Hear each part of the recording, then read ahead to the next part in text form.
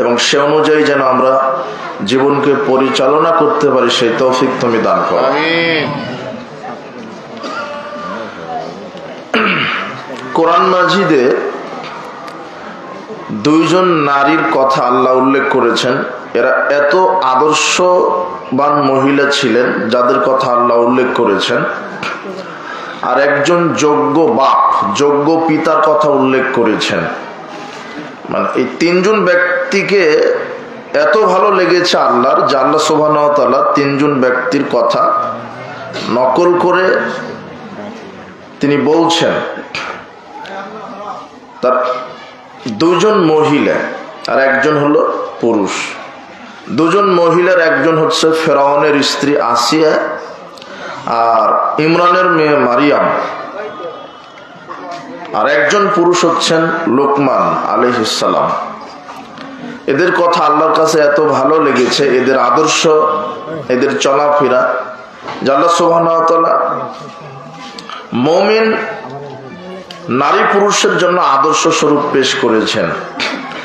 আল্লাহ সুবহানাহু ওয়া তাআলা বলছেন, ওয়াদারাবাল্লাহু মাসালাল লিল্লাযিনা আমানু ইমরাতা ফিরআউন। আল্লাহ বলছেন, আমি পৃথিবীর সমস্ত মুমিন নারী পুরুষের জন্য উদাহরণ স্বরূপ পেশ করছি ফেরাউনের স্ত্রীকে। ইয ক্বালাত, যখন ফেরাউনের স্ত্রী বলল, রব্বিবনি লি ইনদাকা বাইতান ফিল জান্নাহ, হে প্রতিপালক, তোমার নিকটে আমার জন্য জান্নাতে একটা ঘর নির্মাণ করো। ওয়ানাজ্জিনি মিন ফিরআউন ওয়া আমালি, ফেরাউনের অত্যাচার থেকে আমাকে বাঁচাও। ওয়ানাজ্জিনি মিনাল কওমিজ জালিমিন, আর জালেম সম্প্রদায়ের অত্যাচার থেকে আমাকে বাঁচাও। এই কথা আসিয়া তখন বলেছিলেন যখন আসিয়াকে ফেরাউন চার হাত পায়ে উত্তপ্ত বালুর ওপরে চিৎ করে শুইয়ে চার হাত পায়ে পেরেক মেরে বুকের ওপরে পাথর চাপা দিয়ে বলছিল যে তুমি বলো আমি তোমার রব, তুমি বলো আমি তোমার আল্লাহ। তখন আসিয়া বলেছিল যে তুমি কেন আমার রব হবে, তুমি কেন আমার আল্লাহ হবে, বরং এই যে আকাশ জমিনের ভিতর বাহিরে যা কিছু সৃষ্টি করেছেন, যিনি যেই স্রষ্টা একজন আছে, যিনি তোমারও স্রষ্টা আমারও স্রষ্টা, তাকে আমি রব বলে ঘোষণা করছি, তিনি হচ্ছেন আল্লাহ। সুবহানাল্লাহ। এই কথা বলার পরে আসিয়া বলছেন, আল্লাহ এই যে এত অত্যাচার, এই অত্যাচার থেকে আমাকে বাঁচান। আর আমি যেহেতু তাওহীদের স্বীকৃতি দিয়েছি, কাজেই জীবিত থাকা অবস্থায় আল্লাহকে বলছেন, আল্লাহ আমার জন্য জান্নাতে একটা তোমার পাশে ঘর নির্মাণ করে দাও। তখন আল্লাহ সুবহানাহু ওয়া তাআলা জিবরাইলকে বলছেন, জিবরাইল, আসিয়াকে তুমি দুনিয়া থেকে মৃত্যুবরণ করার পূর্বেই, মালাকুল মউত তার দেহ থেকে রূহটা কবজ করার পূর্বেই তুমি এখনই তার জান্নাতে থাকার ঘরটা দুনিয়াতেই দেখিয়েছ। তখন জিবরাইল আলাইহিস সালাম জান্নাত থেকে ঘরটা নিয়ে দুনিয়াতেই জান্নাতের ঘর নিয়ে এসে আসিয়া আলাইহিস সালামের নিকটে এইভাবে পেশ করে বলছে, এইটা তোমার থাকা জায়গা। আসিয়া আলাইহিস সালামের একটা গুণ, সে শিরক করেনি। চার হাত পায়ে পেরেক ঢুকিয়ে বুকের ওপরে পাথর চাপা দিয়ে উত্তপ্ত বালুর ওপরে শুয়ে স্বৈরাচারী আল্লাহদ্রোহী সীমালঙ্ঘনকারী সন্ত্রাসী শাসক ফেরাউন তার স্ত্রীর উপরে জুলুম করে বলছে, সারা পৃথিবীবাসী আমাকে রব বলে স্বীকার করুক না করুক, আমার যারা কর্মী বাহিনী আছে তারা আমাকে রব বলে মানে, আমাকে রব বলে স্বীকৃতি দেয়, শুধু তুমি আমার স্ত্রী, তুমি আমাকে রব বলে স্বীকৃতি দিচ্ছ না কেন? তখন আসিয়া বললেন, জি না, আপনি আমার রব নন, এই আকাশ জমিনের একজন স্রষ্টা আছে, তিনি আমাদের রব। আপনার একজন স্রষ্টা আছে, তিনি আল্লাহ। আপনার স্রষ্টা যিনি, আমার স্রষ্টা তিনি, আকাশ জমিনের সবকিছুর মালিক যিনি, তিনি হচ্ছেন আমার রব, তার নাম আল্লাহ। এই তাওহীদের ব্যাখ্যা আল্লাহর কাছে এত পছন্দ হয়েছে, যেই জান্নাত চেয়েছেন আল্লাহ সরাসরি দুনিয়াতেই জান্নাত দেখিয়ে দিয়েছে। আপনি যদি এইভাবে তাওহীদের উপরে থাকেন, অন্তত দুনিয়াতে যদি জান্নাত না দেখান, তাহলে বিচার মাঠে আল্লাহ আপনাকে জান্নাতে প্রবেশ করাবেই করাবে। আসিয়া আলাইহিস সালাম বললেন, আল্লাহ আমার কাছে তোমার নিকটে আমার জন্য জান্নাতে একটা ঘর নির্মাণ করো। এটা আসিয়া আলাইহিস সালামের দৃষ্টান্ত আল্লাহ উল্লেখ করেছেন। এরপর আল্লাহ সুবহানাহু ওয়া তাআলা বলছেন, মারইয়াম ইবনাত ইমরান। এরপরে দ্বিতীয় যে মহিলার আদর্শ দৃষ্টান্ত উদাহরণ উল্লেখ করে বলছেন, পৃথিবীর মানুষ শোনো, ইমরানের মেয়ে মারইয়ামের কথা স্মরণ করো। আল্লাতী আহসানাত ফারজাহা, মারইয়াম আলাইহিস সালাম নিজের লজ্জাস্থানকে হেফাজত করেছে। বেহায়ের মতো নির্লজ্জ, বেশরমা, বেহায়া হয়ে, বেপর্দা হয়ে চলেনি।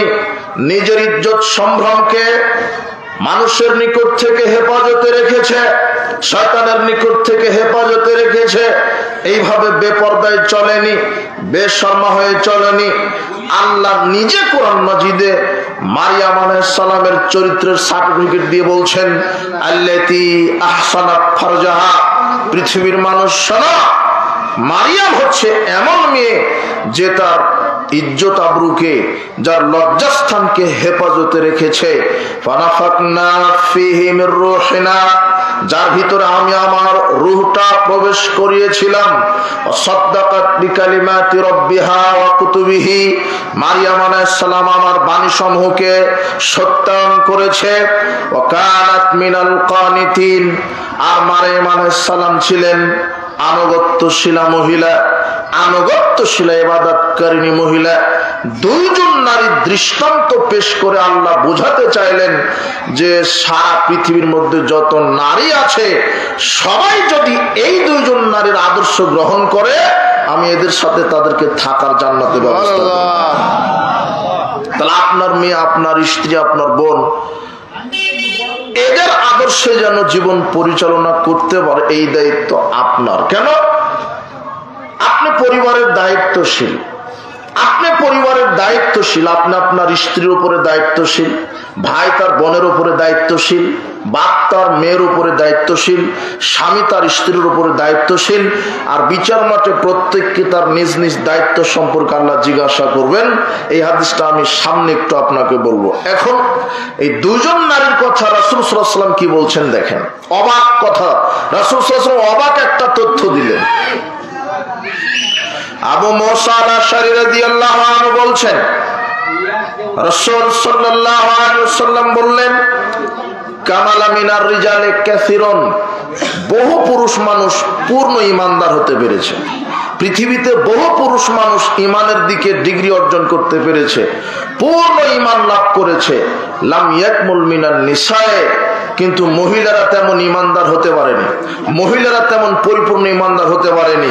ইল্লা আসিয়া ইমরাতু ফিরআউন, তবে ফেরাউনের স্ত্রী আসিয়া ও মারইয়াম বিনতে ইমরান, আর ইমরানের মেয়ে মারইয়াম।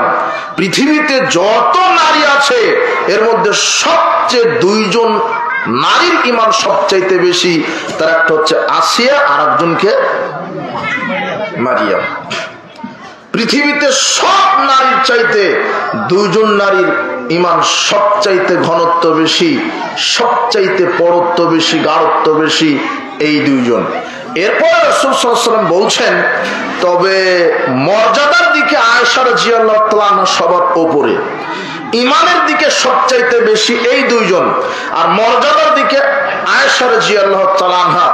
রাসূল সাল্লাল্লাহু আলাইহি ওয়াসাল্লাম বলেছেন, ইন্না ফাদলা আয়েশা আলান নিসায়ে কাফাদলিস সারিদ আলা সাইরিত তাআম। রাসূল সাল্লাল্লাহু আলাইহি ওয়াসাল্লাম বলছেন, সারা পৃথিবীর মধ্যে সমস্ত খাদ্যের উপরে সারিদ খাদ্যের যেই মর্যাদা, ঠিক সারা পৃথিবীতে যত মহিলা আছে, নারী আছে, এর মধ্যে আয়েশা রাদিয়াল্লাহু তাআলা আনহার মর্যাদা তেমন। সারিদ খাবারের মর্যাদা সব খাবারের উপরে যেমন, সারা পৃথিবীর সমস্ত নারীর উপরে আয়েশা রাদিয়াল্লাহু তাআলা আনহার মর্যাদা তেমন। বলছিলাম আল্লাহ সুবহানাহু ওয়া তাআলা আদর্শবান দুইজন নারীর কথা উল্লেখ করেছেন। আমরা আলোচনা করতে চাচ্ছি আদর্শ পরিবার। এখন আপনাদের সাথে এটা কথা যে নারী পুরুষ যদি আদর্শ না হয় তাহলে পরিবারও আদর্শ হতে পারে না। পরিবারের প্রধান যারা অভিভাবক, যাদেরকে দিয়ে পরিবার শুরু হয়, একজন নারী এবং একজন পুরুষের বৈবাহিক সম্পর্কের মাধ্যমে একটা পরিবার গঠিত হয়। কিন্তু এই নারী এবং পুরুষ যদি আদর্শবান না হয় তাহলে সেই পরিবার আদর্শবান হতে পারে না। আল্লাহ সুবহানাহু ওয়া তাআলা আদর্শ নারী পুরুষের বৈশিষ্ট্য কোরআন মাজিদে বলে দিয়েছেন। আল্লাহ সুবহানাহু ওয়া তাআলা বলছেন, ইন্নাল মুসলিমিনা ওয়াল মুসলিমাত, আদর্শ নারী পুরুষ তারাই যারা মুসলিম, যারা সার্বিক জীবনে আল্লাহ সুবহানাহু ওয়া তাআলা বিধানের সামনে নিজেকে সমর্পিত করে দিয়েছে, সমর্পণ করেছে নিজের জীবনকে কুরবানি দিয়েছে, এরা হলো মুসলিম। আদর্শ নারী পুরুষ এরা হবে মুসলিম। ওয়াল মুমিনিনা ওয়াল মুমিনাত, এরা হবে মুমিন। মুমিন নারী, মুমিনা, মুমিন নারী, মুমিন পুরুষ। আল্লাহ সুবহানাহু ওয়া তাআলা বলছেন, ওয়াল কানিতিনা ওয়াল কানিতাত, এরা হবে বিনয়। আদর্শ নারী পুরুষ হবে বিনয়, আদর্শ নারী পুরুষ হবে বিনয় আনুগত্যশীলা। আদর্শ নারী পুরুষ হবে আনুগত্যশীলা। আদর্শ নারী পুরুষ হবে মুসলিম। আদর্শ নারী পুরুষ হবে মুমিন। আদর্শ নারী পুরুষ হবে আনুগত্যশীলা। এরপরে আল্লাহ সুবহানাহু ওয়া তাআলা বলছেন, ওয়াস-সাদিকিনা ওয়াস-সাদিকাত, এরা সত্যবাদী হবে, মুমিন হবে, মুসলিম হবে, আনুগত্যশীল হবে, এরা সত্যবাদী হবে। ওয়াস-সাবিরিনা ওয়াস-সাবিরাত, এরা ধৈর্যশীল হবে। ওয়াল খাশিঈনা ওয়াল খাশিআত, এরা ভীতি মিশ্রিত অবস্থায় ইবাদত করবে, এরা ভীতি মিশ্রিত অবস্থায় চলবে, আল্লাহ ভীতি নিয়ে চলবে।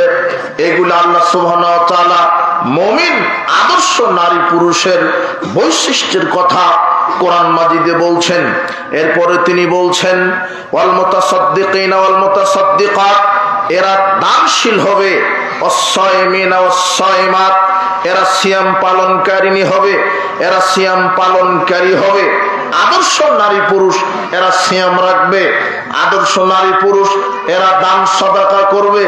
আদর্শ নারী পুরুষ ওয়াল হাফিজাতু ফুরুজাহুম লিল হাফিজাত, এরা লজ্জাস্থানের হেফাজত করবে। ওয়াল যাকিরিনাল্লাহ কাসীরা ওয়াল যাকিরাত, এরপরে আল্লাহ বলছেন এরা জিকিরকারী হবে। উল্লেখিত আয়াতে অনেক কয়টা আদর্শ আল্লাহ সুবহানাহু ওয়া তাআলা নিজে বলে দিলেন। আদর্শ নারী পুরুষ হতে গেলে এই আদর্শগুলি থাকবে। এক, সে মুসলিম হবে। মুসলিমকে যে ঈমান এনেছে, কালেমা শাহাদাত পাঠ করে আল্লাহর বিধানের পাবন্দী হয়, আল্লাহর বিধানকে মেনে চলে, এগুলি আনুগত্যের দিকে মুসলিম। আর দুনিয়াতে মানুষের উপরে মানুষ মুসলমান পরিচয় পাবে তখন। আল্লাহর নবী বলছেন, আল মুসলিমু মান সালামাল মুসলিমুনা মিন লিসানি ওয়া ইয়াদিহি, ওই ব্যক্তি মুসলিম যার মুখ এবং হাত থেকে আরেকজন মুসলিম নিরাপদে থাকে। মানে হাত দিয়ে আপনি কারো অন্যায় করতে পারবেন না, মুখ দিয়ে কাউকে গালি দিবেন না, কারো গীবত করবেন না, কাউকে অভিশাপ দিবেন না, কারোর সাথে ঝগড়া করবেন না। এটা হলো মুসলিমের পরিচয়। যারা মুখ দিয়ে অসাধু বাক্য ভাষা, অশ্লীল ভাষা প্রয়োগ করে, যারা গীবত করে, যারা মানুষকে গালি দেয়, যারা প্রতিবেশীর সাথে ঝগড়া করে, এরা মুমিন নয়, এরা মুসলিম নয়। বরং মুসলিম পরিচয় দেওয়ার পরেও যে ব্যক্তি মানুষকে মুখ দিয়ে কষ্ট দিবে, যে ব্যক্তি মুখ দিয়ে মিথ্যা কথা বলবে, যে ব্যক্তি, যে নারী, যে মহিলা এই মুখ দিয়ে কারো গীবত করবে, কাউকে গালি দিবে, কাউকে অভিশাপ দিবে, কারোর সাথে ঝগড়া করবে, তার বিচার মাঠে পরিণাম হবে জাহান্নাম। দেখেন, এই যে গালি দেওয়াটা, এই যে গীবত করাটা, এর কত ঘনত্ব, এর কত বড় পাপ। আশ্চর্য কথা, শত শত নেক আমল একটা গীবতের কাছে কিছুই না। একটা গীবত করেছেন আর শত শত নেক আমল, শত শত নেক আমল দিয়ে জান্নাত হবে না। হাদিসটা আপনি ওইভাবে বুঝেছেন কিনা দেখেন তো। আল্লাহর নবীর কাছে একজন ব্যক্তি গিয়ে বলছেন, আল্লাহর নবী, ইন্না ফুলানাতা তুসকারু মিন কাসরাতি সালাতিহা ওয়া সিয়ামিহা ওয়া যাকাতিহা। আমি একজন মহিলা সম্পর্কে জানি যে মহিলাটা বেশি বেশি সালাত আদায় করে, বেশি বেশি সিয়াম রাখে, বেশি বেশি দান সদকা করে, তবে মহিলাটি মুখ দিয়ে প্রতিবেশীকে কষ্ট দেয়, মুখ দিয়ে প্রতিবেশীকে গালি দেয়, মুখ দিয়ে প্রতিবেশীর গীবাত করে, মুখ দিয়ে প্রতিবেশীর সাথে ঝগড়া করে, তখন আল্লাহর নবী বলছেন হিয়া ফিন্নার, ওই মহিলা তো জাহান্নামে থাকবে।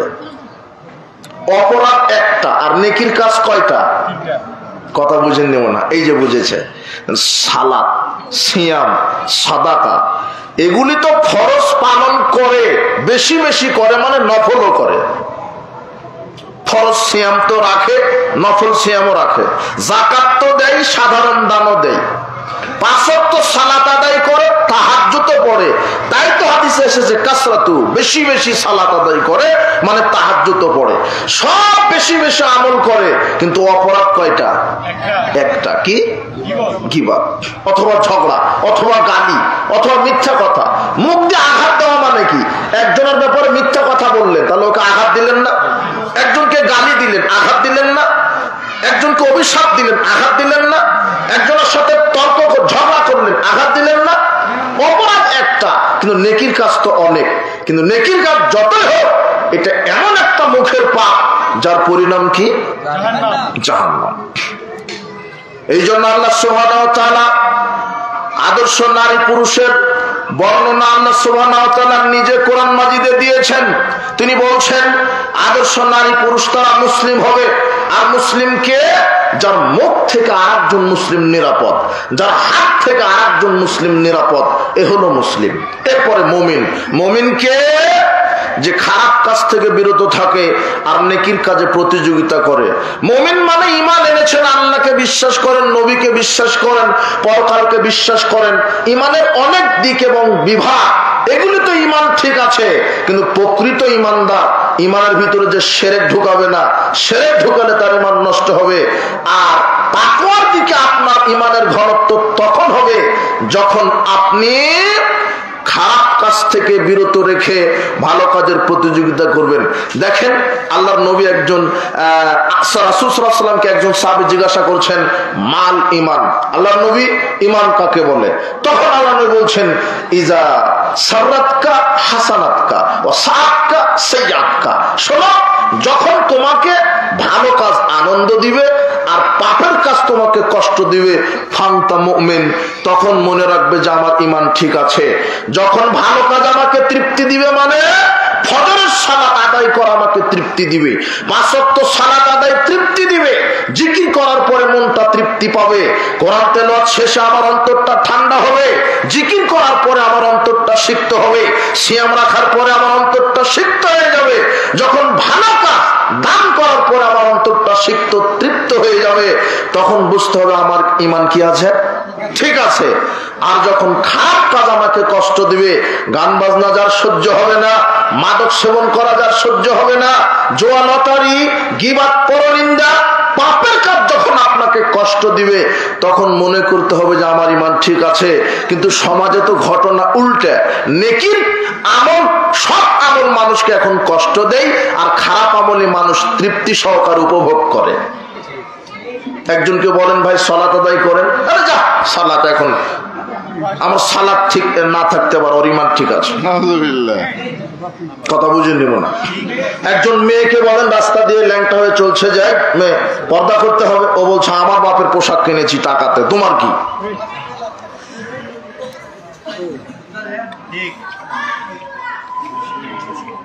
ভালো কাজের কথা বলেন, ও ভালো কাজ নিজেকে কষ্ট মনে করছে, আর গান বাজনা শুনে অন্তরটা তৃপ্ত হয়ে যাচ্ছে। মাদক সেবন করলে সে খুশি হয়, তার অন্তরটা শান্ত হয়ে যায়। অথচ ঈমান হচ্ছে খারাপ কাজ যখন আপনাকে কষ্ট দিবে, ভালো কাজ যখন আপনাকে শান্তি তৃপ্তি দিবে, তখন বুঝতে হবে আপনার ঈমান কি আছে, ঠিক আছে। এটাই হলো মুমিনের পরিচয়।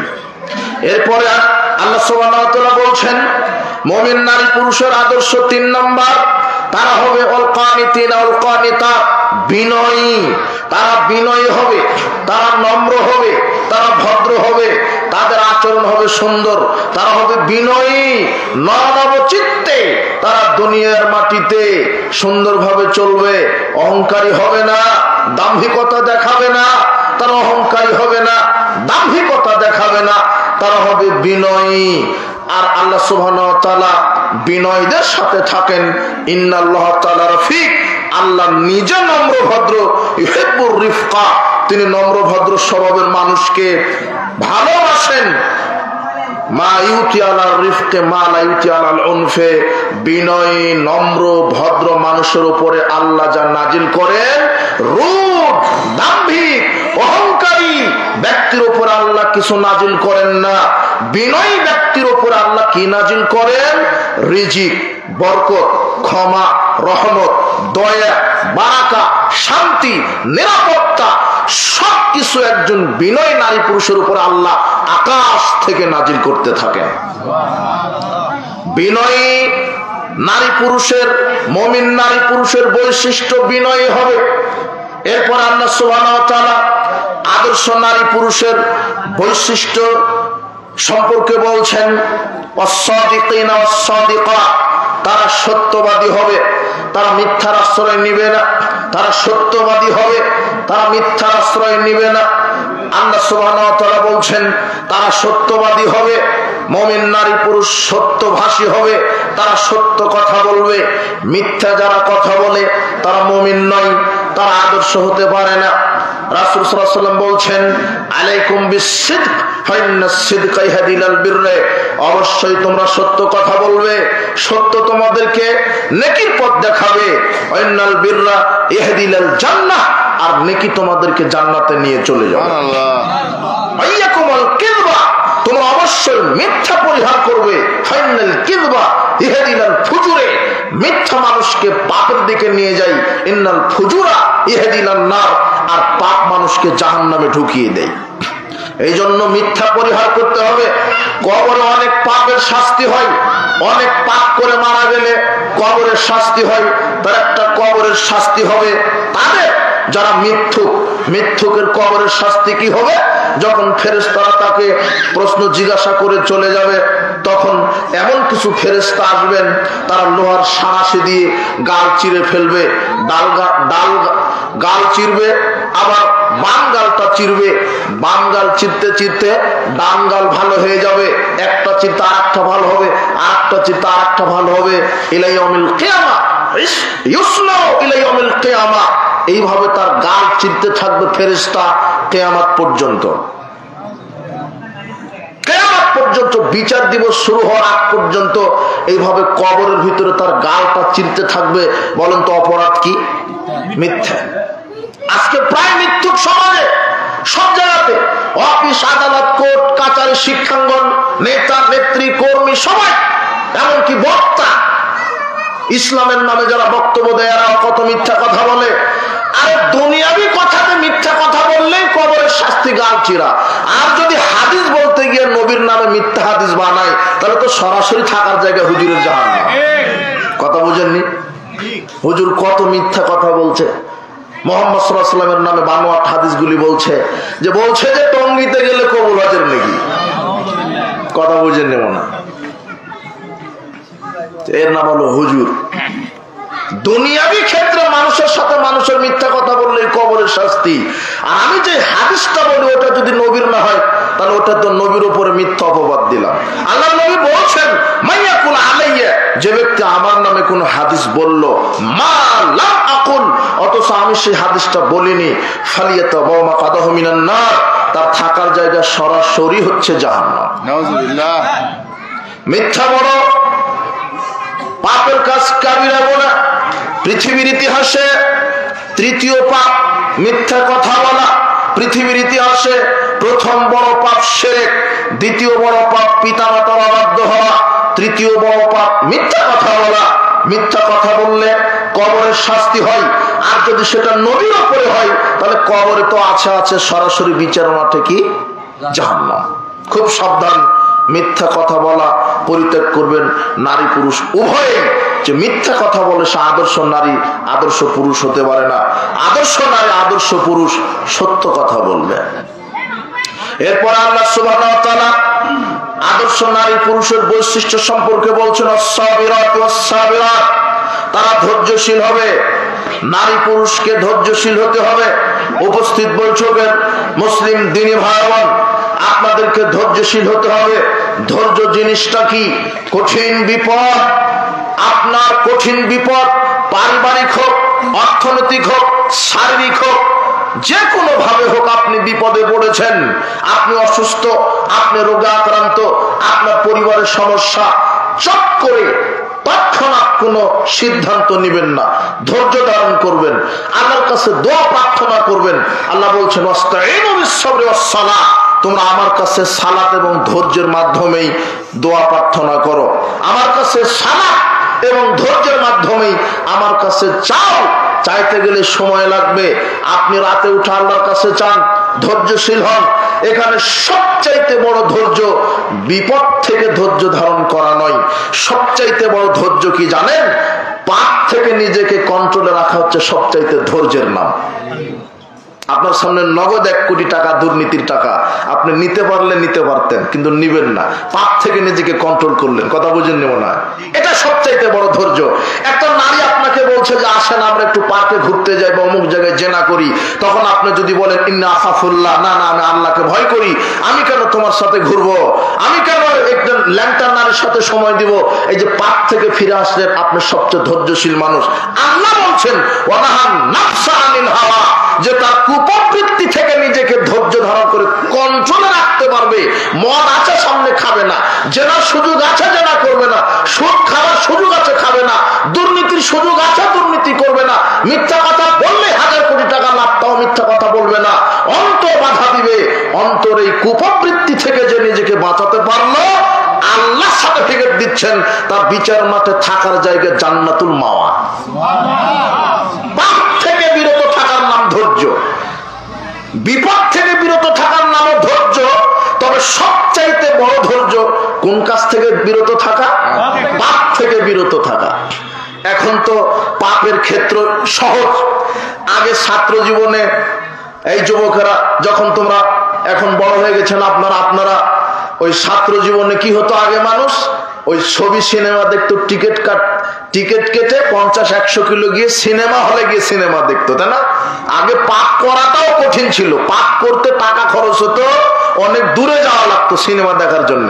আর এখন মোবাইলেই সিনেমা। পাপ একেবারে আপনার দরজা এসে বলছেন এই করো করো, আমি রেডি আছি। কথা বোঝেন নেব না? পাপের ক্ষেত্রগুলি এখন সব সহজ। আপনি মোবাইল এখন ল্যাংটা নারী দেখেন, গান বাজনা শ্রবণ করেন। মিথ্যা কথা বলা লাগলো 2 দিন পরে গিয়ে বলতে পারতেন, ভাই আগামীকাল আপনার সাথে সাক্ষাৎ করার কথা ছিল, কিন্তু আমি তো ছিলাম রাজশাহী, কিন্তু এখন মোবাইলের নগা থেকে বলছেন আমি এখন রাজশাহী। কথা বুঝে নেব না? সব ক্ষেত্রে মিথ্যা কথা বলা এখন সহজ।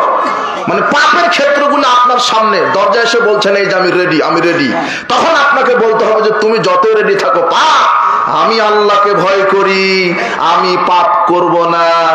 এই কথাই আল্লাহ বলছেন ওয়ানাহান নাফসা আনিল হাওয়া, যে পাপ থেকে নিজেকে ধৈর্য রাখলো, ফাইনাল জান্নাতা হিয়াল মাওয়া, আমি তার জন্য জান্নাতুল মাওয়া ওয়াজিব করে দিলাম। ধৈর্য, এর নাম ধৈর্য। আর ধৈর্য কি? গাভী মারা গেছে, ফসল নষ্ট হয়েছে, আপনার ছেলে অসুস্থ, মেয়ে অসুস্থ, স্ত্রী অসুস্থ, ধৈর্য ধারণ করেন, আমার কাছে বলেন, আমার কাছে সাহায্য চান। সকালে আপনার স্ত্রী ফুটফুটে নয়নের পুতুলি স্বর্ণের টুকরা একটা ছেলে সন্তান জন্ম দিয়েছে, সকালেই আপনাকে খবর দিল আপনি ছেলে সন্তানের বাবা হয়েছেন, বলবেন আলহামদুলিল্লাহ। 2 মিনিট পরে আবার খবর দিয়ে বলছে আপনার ছেলে তো এখনই মারা গেল, তখন আপনি বলবেন আলহামদুলিল্লাহ। তখনও কি? আগে আলহামদুলিল্লাহ। রাসূল সাল্লাল্লাহু আলাইহি ওয়াসাল্লাম বলছেন আল্লাহ সুবহানাহু ওয়া তাআলা ফেরেশতাদেরকে ডেকে বলেন, যখন কোন অভিভাবকের সন্তানকে আল্লাহ কেড়ে নেন, তখন আল্লাহ ফেরেশতাকে বলে, মালাকুল মউতকে বলে, হা তুমি কি আমার ওই যে পিতার ওই যে কলিজার ধনকে তুমি উঠিয়ে নিলে? তো হ্যাঁ, আপনি তো অর্ডার করেছিলেন, উঠিয়ে নিলাম। আচ্ছা, তুমি যখন তার ওই দুধের বাচ্চাকে, নবজাতক শিশুকে উঠিয়ে নিলে আমার হুকুমে, তখন ওই ছেলের বাপ অথবা মা কি বলল? তো আল্লাহ, এদের তো অনেক ঈমান, এরা ভাঙেনি, এরা ধৈর্যশীল ছিল, এরা প্রথমে বলেছে আলহামদুলিল্লাহ। কেন? বাচ্চা দিয়েছেন আপনি, নিয়েছেন আপনি, আমার দিতে পারেন আপনি। এই আকীদা মুমিনের ছিল। আজাবুল নামরিল মুমিন, মুমিন নারী পুরুষ সহজে বিগড়ে যায় না। কথা বুঝেননি মনে হয়? যারা মুমিন তারা বিগড়ে যায় না। 1 কোটি টাকা লস হয়েছে, আবার 5 কোটি টাকা দিতে পারেন কে? একটা ছেলে আমার মারা গেছে, আরো 10টা দিতে পারে কে? তাহলে মুমিন বিগড়ে যায় না। অসুস্থ হয়েছি, সুস্থতা করতে পারে কে? অথবা মারাই গেলাম, কেন? মুমিনের জন্য দুনিয়া হলো মুসাফির খানা। আপনি ট্রেনের টিকিট কেটেছেন, এই যে সান্তাহার পাশেই আপনার রেল স্টেশন, টিকিট কেটেছেন রাত 2টার, রাত 2টার টিকিট, ঢাকাতে যাবে রাত 2টায়। আপনি রাত 12টায় গিয়ে বসে আছেন, 2 ঘন্টা ধরে অপেক্ষা করছেন ওয়েটিং রুমে। যখন 2টা বাজবে, ট্রেন চলে আসবে, আর 1 মিনিট আপনি থাকতে পারবেন? কথা বুঝেন না? ঠিক দুনিয়া হলো আপনার ওয়েটিং রুম। যখন আল্লাহর পক্ষ থেকে মৃত্যুর ডাক চলে আসবে, 1 সেকেন্ড থাকা যাবে না। এটা হলো মুমিনের বিশ্বাস। এই জন্য মুমিন মৃত্যুকে নিয়ে ঘাবড়ায় না। এমন ভাবে নিজেকে তৈরি করুন, আমার বেঁচে থাকাও যেন যা হয়, মৃত্যুবরণ করাটাও যেন তাই হয়। এমন ভাবে তৈরি করুন। আমার বেঁচে থাকা কি, মরে যাওয়া কি? কারণ আমার জীবন তো এই দুনিয়ায় চিরস্থায়ী নয়। আমার জন্য চিরস্থায়ী জীবন পরকাল। আমার আসল ঠিকানা পরকাল। আমি অযথা এই 2 সেকেন্ডের দুনিয়াতে এসে এত মাতবাড়ি, বাহাদুরি, হিংসা, প্রতিহিংসা, এটা হলো বোকামির কাজ। শোনেন, পৃথিবীর ইতিহাসের সবচাইতে বোকা মানুষ, পৃথিবীর ইতিহাসের সবচাইতে ইতর নিম্ন শ্রেণীর মানুষ তারা যারা 60-70 বছর প্রাধান্য দিতে গিয়ে অসীম পরকালকে যারা ভুলে থাকে। এদের মতো দ্বিতীয় ইতর শ্রেণীর মানুষ পৃথিবীতে নেই। আমি তো থাকবো 60-70-100 বছর, এরপরে চলে যেতে হবে। এরপরে কোথায় যেতে হবে? চলে যেতে হবে। মুমিনের জন্য আসল ঠিকানা কি? পরকাল, জান্নাত। আল্লাহ, তুমি আমাদের প্রত্যেককে জান্নাতুল ফেরদাউসের মেহমান হিসেবে কবুল করে নাও। আমিন, আল্লাহুম্মা আমিন। মুমিনরা ঘাবড়ায় না। রাসূল সাল্লাল্লাহু আলাইহি ওয়াসাল্লাম, আমি মুমিনের জীবন চক্র দেখে আশ্চর্য হয়ে যাই। যখন সুস্থ থাকে তখনও বলে আলহামদুলিল্লাহ, যখন বিপদে পড়ে তখনও বলে আলহামদুলিল্লাহ। এটা মুহাম্মদ সাল্লাল্লাহু আলাইহি ওয়াসাল্লামের বক্তব্য। আমি অবাক হয়ে যাই মুমিনের ঈমানের গতি দেখে, অবাক। যখন সুখে আছে তখনও বলে আলহামদুলিল্লাহ, যখন না খেয়ে আছে তখনও বলে আলহামদুলিল্লাহ। আমি অবাক হয়ে যাই এদের ঈমানের গতি দেখে। আল্লাহর নবী মুমিনের ঈমানের গাঢ়ত্ব দেখে আল্লাহর নবী নিজে অবাক হয়ে যান, যে আমি মুমিনের চলাফেরা দেখে অবাক হয়ে যাই। আর আল্লাহ বলছেন, আচ্ছা, তার সন্তানকে যখন তোমরা কেড়ে নিলে তখন তে কি বলল? তখন ফেরেশতা বলে, আল্লাহ প্রথমে আপনার প্রশংসা করেছে, তারপরে বলেছে ইন্না লিল্লাহি ওয়া ইন্না ইলাইহি রাজিউন। তখন আল্লাহ বলে, ঠিক আছে, ওর পিতামাতার জন্য জান্নাতে প্রশংসার ঘর নির্মাণ করে দাও। সুবহানাল্লাহ। এটা ধৈর্যের প্রতিদান।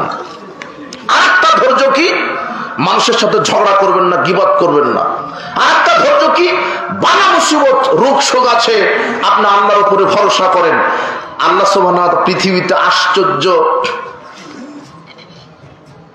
2টা আমল আছে। পৃথিবীতে আশ্চর্য 2টা আমল আছে। যেই 2টা আমলের 3টা আমল আছে পৃথিবীতে, আশ্চর্য 3টা আমল, যেই 3টা আমল করলে নেকি হবে না। 3টা আমল, অথচ আমলের জগতে সবচাইতে দামি আমল, কিন্তু নেকি হবে না। তার এক, ওইটা আপনি জানেন, সেটা হলো সিয়াম। সিয়ামের কি নাই? আল্লাহ বলছেন, ফাইন্নাহু লি ওয়া আনা আজজি বিহি। সিয়াম আমার জন্য রাখবে, আর সিয়ামের প্রতিদান আমি নগদ দিব। সেটা কি? সরাসরি জান্নাত। আর আরেকটা কি? যারা সিয়াম রাখবে আমি তাদেরকে আমার সাথে সাক্ষাতের তৌফিক দিব। তারা আমাকে দেখতে পাবে, যে আল্লাহর জন্য রাত জেগে তাহাজ্জুদ পড়ছেন, দান করছেন, সালাত আদায় করছেন, সিয়াম পালন করছেন, সে আল্লাহকে দেখতে মন চাচ্ছে না? সিয়ামের প্রতিদান আল্লাহকে দেখা যাবে। আরেকটা আমল আছে, আল্লাহর নবী বলছেন, কেউ যদি ফজর এবং আসর ঠিক ঠিক সময় আদায় করে, ফজর এবং আসর আসর যদি ঠিক ঠিক সময় আদায় করে সে সরাসরি আল্লাহ সাক্ষাৎ পাবে। কিন্তু এই দুইটা সালাত শয়তান আপনাকে কি করে, ও বলছে যে ঘুমাও, 5টায় আসর মেরে দিলেন আপনি। ফজর বলছে যে আরো সময় আছে, তুমি আর একটু ঘুমাও। শয়তান বলে না যে আরো সময় আছে, আর একটু লেপ মুড়ি দিয়ে থাকো, আল্লাহর সাথে সাক্ষাৎ করতে দিবে না। বলছিলাম 3টা আশ্চর্য আমল, যে আমলের নেকি নাই, প্রতিদান জান্নাত, তার একটা সিয়াম। 2 সবর, ধৈর্য। 2 নম্বর কি? ধৈর্য। আল্লাহ বলছেন ইবনে আদম, হে আদমের সন্তান, ইন সবারতা ওয়াহতাসাবতা ইনদা সাদমাতিল উলা, হে আদমের নারী সন্তানেরা, নারী পুরুষ, শোনো, তোমরা যদি প্রথমে ধৈর্য ধারণ করতে পারো, প্রথমে বিপদ এসেছে কোনো প্রতিশোধ নেওয়া ছাড়াই, আপনি ইচ্ছা করলে মামলা করতে পারতেন, দোষ ওরই, কিন্তু আপনি মামলা করলেন না, আপনি আল্লাহর কাছে বিচার দিবেন। কথা বুঝেননি? বোকা মানুষেরা থানায় গিয়ে মামলা করে, সপ্তাহে হাজারি দিতে হয়, টাকা দিতে হয়, অমুক তারিখে ধরো, এই করো সেই করো। আরে মামলা এখানে দিলেন কেন? এই হারামখোর দুর্নীতিবাজদের দিকে মামলা দিলেন কেন? মামলা দিবেন আল্লাহর কাছে, উনি কবুল করবেন আপনার মামলা। উকিলকে মাসে মাসে টাকা দিতে হবে, উকিল বলবে এই তারিখ নয় ওই তারিখ, সব এক একটা ধান্দাবাজেরা, ওদেরকে দিতে গেলেন কেন? এক কাঠা জমি নিয়ে দ্বন্দ্ব, আপনার চাচা আর বাপের মধ্যে, তোমার বাপ চাচা 1 কাঠা জমি নিয়ে দ্বন্দ্ব, মামলা করেছে, তুমি বুড়া হয়ে গেছো, তো মামলা এখনো শেষ হয়নি, এর নাম হলো মামলা। তো মামলা করে হলো গাধা যারা, তারা মামলা করবে দুনিয়াতে, অথচ মামলা করতে হবে কার কাছে? আল্লাহর কাছে। আল্লাহর কাছে মামলা করবেন, প্রতিশোধ নেবেন না, ক্ষমা করা শিখুন। অথবা ক্ষমা যদি নাও করতে পারেন, আল্লাহকে বলবেন আল্লাহ তুমি ফয়সালা করে দিও। কথা বুঝেন নেব না, এটা হলো ধৈর্য। আল্লাহ বলছেন ধৈর্যশীল হও, তুমি ধৈর্য ধরো। তুমি যদি ধৈর্য ধারণ করতে পারো, লাম আরদালাকা সাওয়াবান, আমি তোমাকে নেকি দিয়ে ছোট করব না, আমি তোমাকে নেকি দিয়ে সন্তুষ্ট হব না। দুনাল জান্নাহ, ধৈর্যের প্রতিদান আমি সরাসরি জান্নাত দিব তোমাকে। ধৈর্যের নেকি নাই, ধৈর্যের প্রতিদান সরাসরি কি? জান্নাত। এজন্য মুমিন নারী পুরুষের বৈশিষ্ট্য হবে তারা ধৈর্যশীল হবে। ধৈর্য বক্তব্য তো শুনলেন, ধৈর্য কি? সেই ধৈর্য কি খায় না পরিধান করে? এটাই তো জানেন না। আপনার স্ত্রীকে বলেন যে একটু ধৈর্যশীল হোক, কিসের ধৈর্যশীল? ও যে প্রতিবেশীর একটা ছাগলে বেগুনের গাছ খেয়ে নিয়েছে, 2 ঘন্টা গালি দিয়েছে, তারপরে বলছে যাক এখন ধৈর্য ধরি। কথা বুঝে নেব না। আপনি আবার অফিস থেকে আপনি আরো 2 ঘন্টা মেরে দিলেন, দিয়ে বলছেন যে থাক হয়েছে 4 ঘন্টা, আর করবো না, ধৈর্য ধরো। তো এর নাম তো ধৈর্য নয়। কথা বুঝে নেব না। অথবা আপনার 2 জনের স্বামী স্ত্রীর লেগে গেছেন, দা এবং কুমড়ার সম্পর্ক আপনাদের ভিতরে, সারাদিন লাগার পরে বলছেন যে যাক আর গালি দিব না স্বামীকে, এখন ধৈর্য ধরি, তো ওটা তো ধৈর্য না। ধৈর্য মানে প্রথমে ধরতে হবে, এখানেই শান্তি, এখানে আসল করলেন। যদি পৃথিবীবাসী ধৈর্যশীল হতো, তাহলে পৃথিবীতে এত দাঙ্গামা হাঙ্গামা বিশৃঙ্খলা হতো না। আল্লাহ বলছেন ধৈর্যশীল হও, আর ধৈর্য নেকিয়া সরাসরি আমি প্রতিদান দিব কি? জান্নাত। আর আরেকটা কি? হজ। আরেকটা কি? হজ। হজ্জুল মাবরুর, কবুল হজ, লাইসা লাহু জাযা। রাসূল বলছেন কবুল হজের কোনো নেকি নাই ইল্লাল জান্নাহ। যার হজটা আল্লাহ কবুল করবেন তাকে সরাসরি প্রতিদান দিবেন জান্নাত। তাহলে 3টা আমল পাওয়া গেল, সিয়াম, ধৈর্য, আরেকটা কি? হজ। যাদের সামর্থ্য আছে হজ করেন, যাদের সামর্থ্য নাই তাদেরকে আল্লাহর নবী একটা আমল শিখিয়ে দিয়েছেন। কি? তাদেরকে বলেছেন যে তোমরা প্রত্যেক ফরজ সালাতের পরে সুবহানাল্লাহ 33 বার বলো, আলহামদুলিল্লাহ 33 বার বলো, আল্লাহু আকবার 34 বার বলো, তাহলে তোমাদেরকেও আল্লাহ কবুল হজের নেকি লিখে দিবেন। মুমিন নারী পুরুষের বৈশিষ্ট্য তারা ধৈর্যশীল হবে। এরপরে আল্লাহ সুবহানাহু ওয়া তাআলা বলছেন মুমিন নারী পুরুষেরা হবে সিয়াম পালনকারী। তারা সিয়াম পালন করবে। রমাদানের সিয়াম তো রাখবে, এই জার্মানিতে আমরা এখন শাবান মাসে অবস্থান করছি। শাবানের পরে কি রমাদান। রমাদানে তো সিয়াম পালন করবেন, রমাদানে তো সিয়াম পালন করবেন, কিন্তু রমাদানের সিয়াম তো ফরজ। কিন্তু মুমিন নারী পুরুষ আল্লাহ বলছেন তারা এত আদর্শবান পরহেজগার হয়, তারা বেশি বেশি সিয়াম রাখতে প্রতিযোগিতা করে, তারা নফল সিয়াম রাখে, বেশি বেশি নফল সিয়াম রাখবেন। শাবানের সিয়াম সম্পর্কে 2 মিনিট কথা বলবো। তবে মুমিনের আদর্শ আল্লাহ নিজে বলছেন মুমিন নারী পুরুষ বেশি বেশি সিয়াম রাখে, নফল সিয়াম। যেমন আইয়ামে বীজের সিয়াম, প্রত্যেক মাসে আরবি মাসের 13, 14, 15 3টা সিয়াম। রাসূল সাল্লাল্লাহু আলাইহি ওয়াসাল্লাম বলছেন সালাসুম মিন কুল্লি শাহরিন, যেই ব্যক্তি প্রত্যেক মাসের 13, 14, 15 সিয়াম রাখলো, রমাদান ইলা রমাদান কাহাদা কাসিয়ামিদ দাহর, সে যেন 365টা দিনই সিয়াম রাখলো।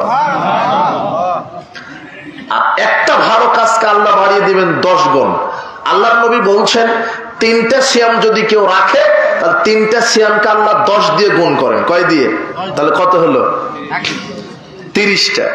কথা বুঝেন নেব না। রাসূল সাল্লাল্লাহু আলাইহি ওয়াসাল্লাম নগদ বলছেন, শোনো, একটা সিয়াম যদি তোমরা রাখো তাহলে আল্লাহ 10 দিয়ে গুণ দিবেন, তার মানে 110। একটা সিয়াম মানে আল্লাহ তাকে 10 গুণ বাড়াবেন। তাহলে 3টা রাখলে 3 10 30। এখন এই যে 12 মাসে 3 বাড়ান 36, এবং 36 গুণ 10 কত হলো? 360। আর বছর হয় কয় দিনে? চন্দ্র বছরে 360। আল্লাহর নবী বলছেন এই এক কথাই, তোমরা যদি 12 3 বারাং 36টা সিয়াম রাখতে পারো, আল্লাহ তোমাদেরকে 360টা সিয়ামের নেকি লিখে দিবেন। যে প্রত্যেক আরবি মাসের 13, 14, 15 সিয়াম রাখলো, সে যেন সারা বছর সিয়াম রাখলো। এরপরে আসবে আরাফার সিয়াম, যেদিন আরাফার মাঠে হাজিরা অবস্থান করবে, সেটা হলো আরাফার দিন, ইয়াউম আরাফা। আর খায়রু দোয়া মা আরাফা, আরাফার দোয়া শ্রেষ্ঠ দোয়া। আরাফার দিনের সিয়াম রাখবেন 9 জিলহজ। আরাফার দিনের সিয়াম রাখবেন 9 জিলহজ। আরাফার দিনের সিয়াম যদি রাখেন তাহলে কি হবে? রাসূল বলছেন কেউ যদি আরাফার সিয়াম রাখে তাহলে বিগত যে 1 বছর পাপ করেছিল ওটা তো ক্ষমা হবে, আগামীকাল যা করবে অটো ক্ষমা হবে। কথা বুঝেন নি মনে হয়? এটা আরাফার সিয়াম রাখেন। এরপর আশুরার সিয়াম। আশুরার সিয়াম নিয়ত কি রাখবেন? কারবালার নিয়তে রাখলে কিন্তু পাপ হবে। রাখতে হবে কি? আল্লাহ সুবহানাহু ওয়া তাআলা মূসাকে বাঁচিয়ে দিয়েছিলেন, ফেরাউনকে ধ্বংস করেছিলেন। এর শুকরিয়া স্বরূপ আল্লাহকে সন্তুষ্ট করার জন্য সিয়াম রাখবেন। আর আশুরের সিয়াম রাখবেন 2টা। কয়টা? 2টা। 10, 9, 10 অথবা 10, 11। 9, 10 অথবা 10, 11। একটা বাড়িয়ে রাখবেন কেন? ওটা ইহুদিদের বিরোধিতা করার জন্য। রাসূল সাল্লাল্লাহু আলাইহি ওয়াসাল্লাম বলছেন যে ফরজ সিয়ামের পর আল্লাহর কাছে সর্বশ্রেষ্ঠ ফজিলতপূর্ণ সিয়াম হচ্ছে আশুরের সিয়াম। যে ব্যক্তি আশুরের সিয়াম রাখলো তার বিগত 1 বছরের সব পাপ ক্ষমা হয়ে গেল। এগুলি নফল সিয়াম। প্রত্যেক মাসের 3টা সিয়াম রাখেন, আরাফার সিয়াম রাখেন, আশুরের সিয়াম রাখেন। এরপরে আয়েশা রাদিয়াল্লাহু তাআলা আনহা বলছেন, কানা রাসূলুল্লাহ সাল্লাল্লাহু আলাইহি ওয়াসাল্লাম ইয়াউমাল ইসনাইন ওয়াল খামিসে, রাসূল সাল্লাল্লাহু আলাইহি ওয়াসাল্লাম প্রত্যেক সপ্তাহে সোমবার বৃহস্পতিবার সিয়াম রাখতেন।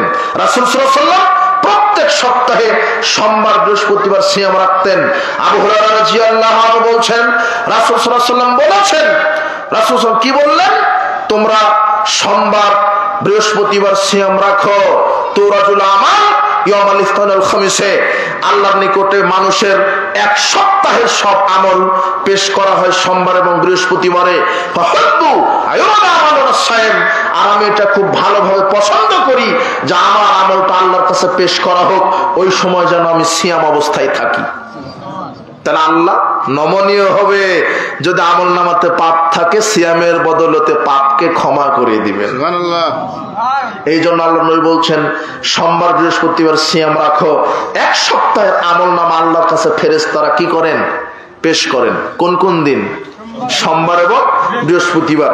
আরেকটা হাদিস আপনাকে বলে দিই, রাসূল বলছেন তুফতাহু আবওয়াবুল জান্নাহ ইয়াউমাল ইসনাইন ওয়াল খামিস, প্রত্যেক সোমবার বৃহস্পতিবার আল্লাহ জান্নাতের 8টি দরজা খুলে রাখেন। সুবহানাল্লাহ। প্রত্যেক সোমবার বৃহস্পতিবার আল্লাহ জান্নাতের 8টি দরজা খুলে রাখেন। ইয়গফারু লিকুল্লি আবদিন, সুবহানাল্লাহ। যারা মুমিন নারী পুরুষ অন্যান্য দিন আল্লাহর কাছে পাপ ক্ষমা চাইতে হয়, তাহলে ক্ষমা করেন, কিন্তু প্রত্যেক সোমবার বৃহস্পতিবার মুমিন নারী পুরুষের পাপ আল্লাহ ক্ষমা না চাইতে অত ক্ষমা করে। এই হাদিসটা আপনাকে আমি কি দিয়ে বুঝাবো, বুঝেননি মনে হয়? আপনি একটা পাপ করলেন, আল্লাহকে বলতে হবে আল্লাহ আমার পাপটা ক্ষমা করে দাও। কিন্তু সোমবার বৃহস্পতিবারে এমন দুইটা দিন যে পাপ ক্ষমা চাইতে হয় না, আল্লাহ অটো ক্ষমা করে দেন। কাদেরকে? যারা মুমিন। কিন্তু আরেকটা খবর আছে, দুই শ্রেণীর মানুষকে আল্লাহ ক্ষমা করেন না। কয় শ্রেণী? এরা কত কপাল পোড়া। সোমবার বৃহস্পতিবার জান্নাতের 8টি দরজা খোলা হয়, সব মুমিন নারী পুরুষকে ক্ষমা করা হয়, কিন্তু কয় শ্রেণীর মানুষ ক্ষমা হবে না? তার এক, মুশরিক। দুই, যে তার কোন মুসলিম ভাইয়ের সাথে শত্রুতা বিদ্বেষ পোষণ করে আছে। এটা বড় কঠিন। দেখেন, কোন প্রতিবেশীর সাথে কোন প্রতিবেশীর মিল নাই, কথা বুঝেননি? ও এখানে কাটা গাড়ে, ওখানে বেড়া দেয়, ওখানে বলে এই দিক দিয়ে যেতে দিব না, জমি নিয়ে দ্বন্দ্ব, ওর সাথে কথা বলে না। অথচ আল্লাহর নবী বলছেন কোন মুসলিমের এটা জায়েজ নয় আর একজন মুসলিমের সাথে 3 দিন কথা বন্ধ থাকবে। কয়দিন? 3 দিন। কোন মুসলিমের জায়েজ নয় আর একজন মুসলিমের সাথে 3 দিন সম্পর্ক ছিন্ন করে থাকবে। আল্লাহর নবী বলছেন সম্পর্ক ছিন্ন করা এত বড় পাপ। আল্লাহর নবী বলছেন কেউ যদি তার মুসলিম ভাইয়ের সাথে 3 দিন কথা না বলে, তাহলে সে যেন তাকে হত্যা করার মতো পাপ করলো। অথচ নিজের রক্তের ভাই, 1 ছটাক জমি নিয়ে দ্বন্দ্ব, 10 বছর ধরে কথা নাই।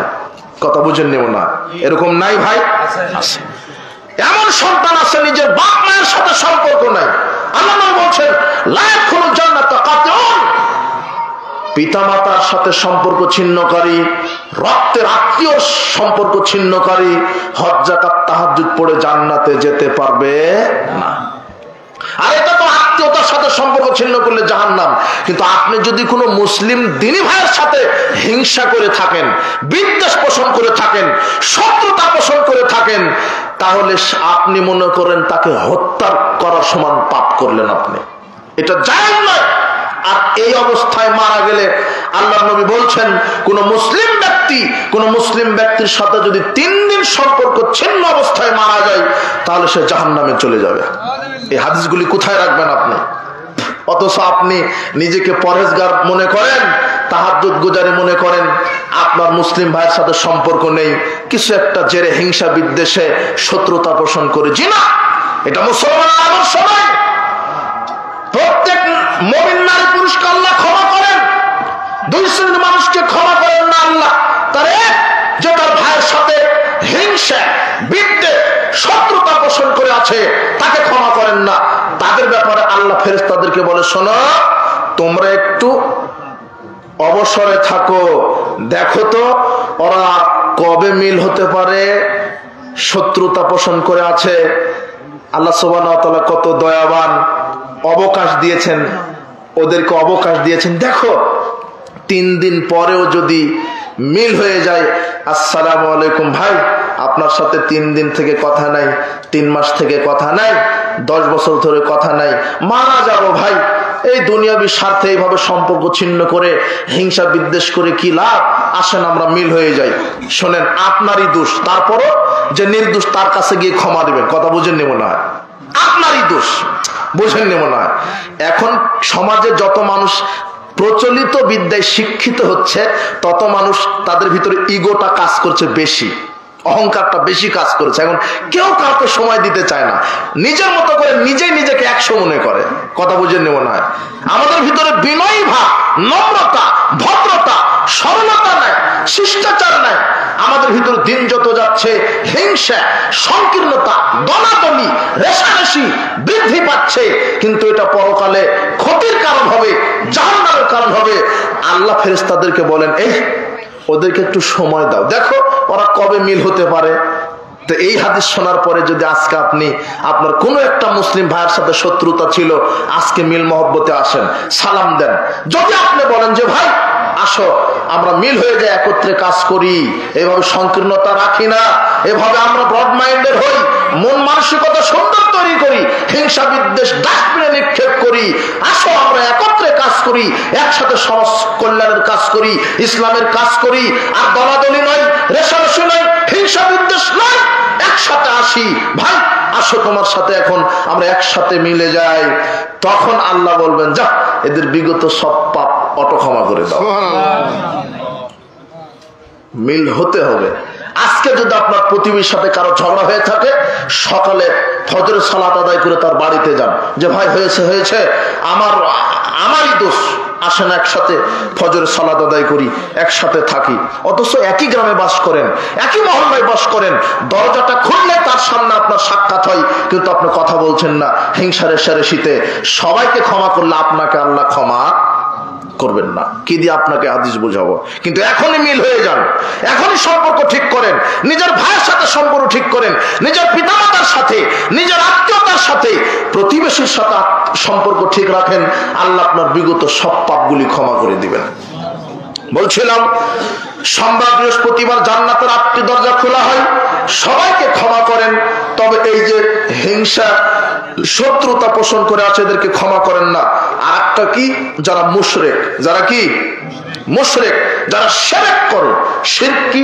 কবর পূজা, খানকা পূজা, মাজার পূজা, এগুলি তো বড় বড় শিরক।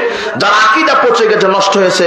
অনেক আকীদা আছে দেশের মানুষের ভিতরে যে পীর সাহেব সন্তান দিতে পারে, পীরের দরগায় মানত করলে বালা মুসিবত কেটে যায়, মাজারে টাকা মানত করলে সংসারে বরকত চলে আসে। এই যে আকীদা, এর তো ইমানই নাই, এদের ক্ষমা তো বহুদূর কথা, ইমানই নাই। এগুলো বড় বড় শিরক। পীরের মুরিদ না হলে জান্নাত হবে না, পীর ধরা ফরজ, পীরের সুপারিশ ছাড়া জান্নাত হবে না, এগুলো ভ্রান্ত আকীদা।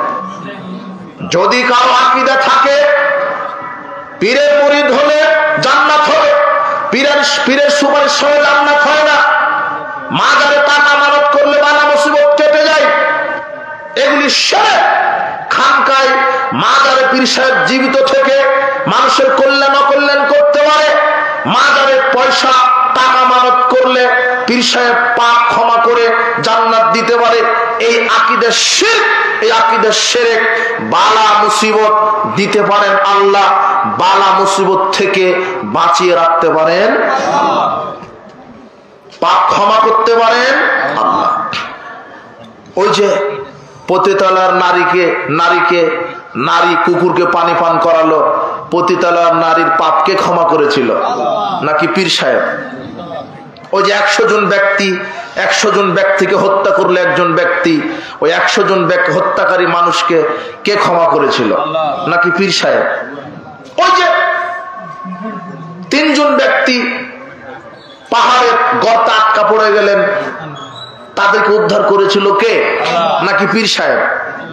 তো ওদেরকে যদি বিপদ থেকে আল্লাহ বাঁচিয়ে দিতে পারে, পতিতালয়ের নারীকে যদি আল্লাহ পাপ ক্ষমা করে দিতে পারে, তাহলে ওই আল্লাহ আমাকে বিপদ থেকে বাঁচাতে পারেন না? ওই আল্লাহ আমার পাপ ক্ষমা করতে পারেন না? তার মানে এই যে পীর পূজা, কবর পূজা, খানকা পূজা, এগুলি বড় বড় শিরক। এই আকীদা যদি আপনার ভিতরে থাকে, তাহলে আপনার ভিতরে শিরক ঢুকেছে, আপনার ঈমান নষ্ট হয়েছে, এদের ক্ষমা হবে না। কিন্তু তওবা করেন, ফিরে আসেন, ক্ষমা হবে। কিন্তু এই শিরকি আকীদা, এই শিরকি পাপ নিয়ে যদি তওবা বিহীন মারা যান, তাহলে এই পাপ কোনোদিন ক্ষমা হবে না, সে চিরস্থায়ী জাহান্নামে চলে যাবে। কিন্তু শত শত শিরক যদি করেন, সবাইকে ক্ষমা করে দিলেও সোমবার বৃহস্পতিবার এদেরকে ক্ষমা করবে না যদি ছোট শিরক ঘটে যায়। ছোট শিরক কি? আত্মৈরত শিরকুন, কুলক্ষণ গ্রহণ করা শিরক, অশুভ ফল গ্রহণ করা শিরক। কুলক্ষণ কি? কুলক্ষণ কি জিনিস?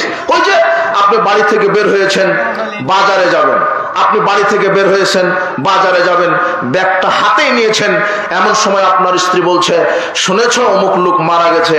তখন আপনি বলছেন, আহা, প্রথমে মরার খবর দিলে তাহলে আজকাল বাজারে যাব না। এটা হলো কুলক্ষণ। কথা বুঝেন নেব না? এটা যে আপনি গ্রহণ করলেন, আপনার সব আমল নষ্ট হয়ে গেল। রাস্তা দিয়ে হেঁটে যাচ্ছিলেন, সকাল সকাল কোথায় বের হয়েছেন, পিছন থেকে একজন বলছে, কি আব্দুর রহমান ভাই কোথায় যাচ্ছেন? তখন আপনি বলছেন, হা, পিছন থেকে ডাকলি কেন? পিছন থেকে ডাকলে তো যাত্রা শুভ হয় না। এটা হলো কুলক্ষণ। বুঝেননি মনে হয় কথা?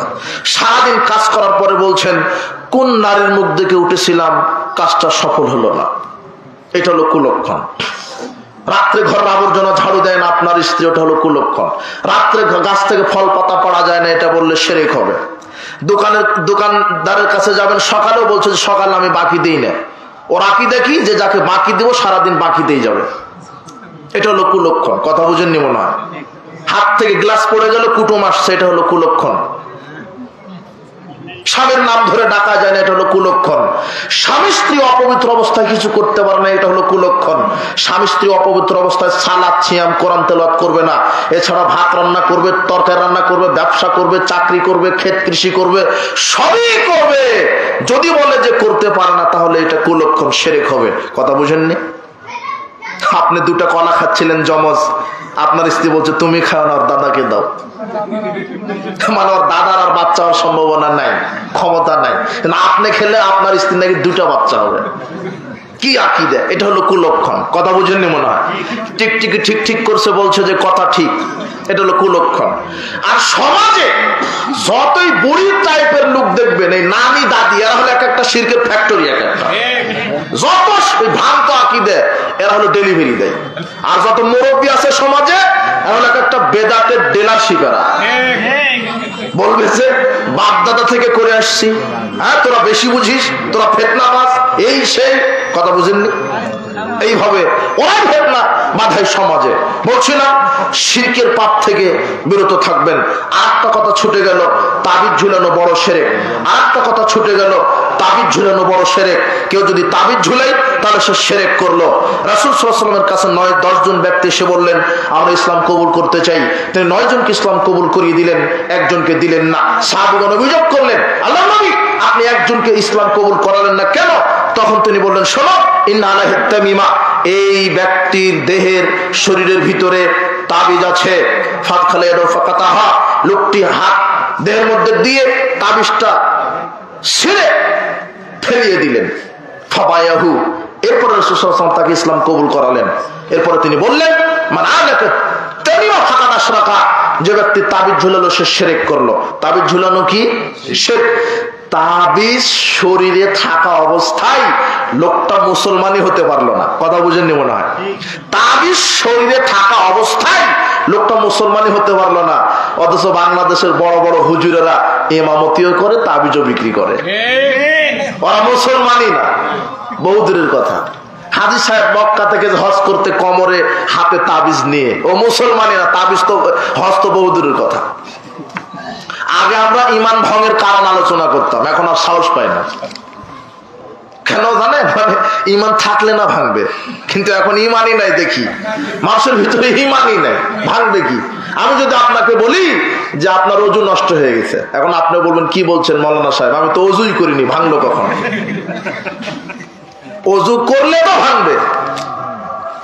তখন আমি ইমান ভঙ্গের আলোচনা করছি, 1.5 ঘন্টা বক্তব্য দেওয়ার পরে বলছে হুজুর সবার আকীদা আল্লাহ নিরাকার, সবাই তাবিজের উপরে বিশ্বাসী। আমি চিন্তা করি সর্বনাশ, কি বললাম এতক্ষণ? আমি কি বললাম? ইমান ভাঙার আলোচনা করলাম, কিন্তু এত তো ইমানই নাই, ভাঙবে কখন এদের? কথা বুঝেননি? এক হাজী সাহেব আরাফার ময়দানে 2 হাত তুলে এইভাবে দোয়া করছে। যখন এভাবে দোয়া করছে, এই জায়গাতে তামার মালা ঝুলানো আছে, এই জায়গাতে, আর এখানে তাবিজ। কথা বুঝেননি মনে হয়? তাহলে কি হলো? হাজী সাহেব মদিনায় গিয়ে রাসূল সাল্লাল্লাহু আলাইহি ওয়াসাল্লামের উসিলায় দোয়া চাচ্ছে। পৃথিবীতে কোন নবী, মৃত নবীর উসিলাতে দোয়া করা শিরক। যদি নবীর কবরে গিয়ে বলেন, মুহাম্মদ সাল্লাল্লাহু আলাইহি ওয়াসাল্লাম কবরে গিয়ে বলেন ইয়া মুহাম্মদ আপনি আমাকে সুপারিশ করেন, তাহলে শিরক হবে। বলতে হবে এইভাবে, আল্লাহ তুমি আমার তাকদিরে মুহাম্মদ সাল্লাল্লাহু আলাইহি ওয়াসাল্লামের সুপারিশ কি করো, নসিব করে দাও। কার কাছে সুপারিশ চাইতে হবে? কথা বুঝেননি মনে হয়? আকীদাকে সাফ করেন। যারা এভাবে শিরকের সাথে জড়িত, যারা বলে আল্লাহ নিরাকার, জি না, আল্লাহর আকার আছে। আল্লাহ নিজের পরিচয় নিজে দিচ্ছেন। আল্লাহ বলছেন ইবলিস মালাকান তাসজুদা লিমা খালাকতু বিয়াদাইয়া, হে ইবলিস আমি আদমকে আমার 2 হাতে তৈরি করেছি। কয় হাতে? তাহলে আল্লাহর কয় হাত আছে? নূহ আলাইহিস সালামকে আল্লাহ বলছেন ওয়াসনাইল ফুলকা বিআয়ুনিনা, হে নূহ তুমি আমার 2 চোখের সামনে নৌকা তৈরি করো। তাহলে আল্লাহর কি আছে? বিচার মাঠে জাহান্নাম পূর্ণ হবে না, আল্লাহ তার পা ঢুকিয়ে দিবেন, তখন জাহান্নাম পূর্ণ হবে। আল্লাহ কি থাকলো?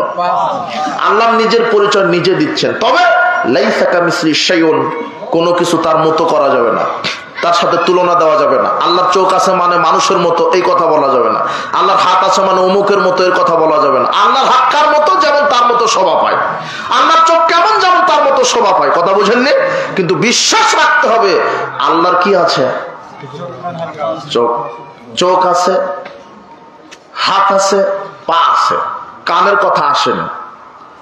আল্লাহর যে কান আছে, এক কথায় কোরআন হাদিসে যতটুক এসেছে অতটুক বলতে হবে। কথা বুঝেননি মনে হয়? কথা বুঝেছেন? বেশিও না কমও না, কোনো বিকৃত পরিবর্তন করা যাবে না। এটা হলো আকীদা, নবী নূরের তৈরি। জি না, ভ্রান্ত আকীদা। নবী মাটির তৈরি। মুহাম্মদ সাল্লাল্লাহু আলাইহি ওয়াসাল্লাম গায়েব জানেন, ভ্রান্ত আকীদা। মুহাম্মদ সাল্লাল্লাহু আলাইহি ওয়াসাল্লাম গায়েব জানেন না, গায়েবের চাবি সমূহ কার কাছে? আল্লাহর কাছে। এটা সঠিক আকীদা। নবীকে তৈরি না করলে কিছুই তৈরি করতো না, তাহলে সে মুশরিক। আকীদাকে সাফ করেন, আকীদাকে বিশুদ্ধ করেন। এই অনেকে আমাদেরকে বলে, আজকে একজন লোক বলছে, আজকে আমাকে একজন লোক ফোন দিয়ে বলছে যে মৌলানা সাহেব আপনারা তো বলেন আল্লাহর কাছে দোয়া করতে হবে, দোয়া করতে হবে। আমি 20 বছর ধরে আল্লাহর কাছে দোয়া করি, আমার এখনো দোয়া কবুল হচ্ছে না কেন? মানে ওনার কথার গতিতে বলছে যে ওর দোয়া আমার কবুল করে দেওয়া লাগবে।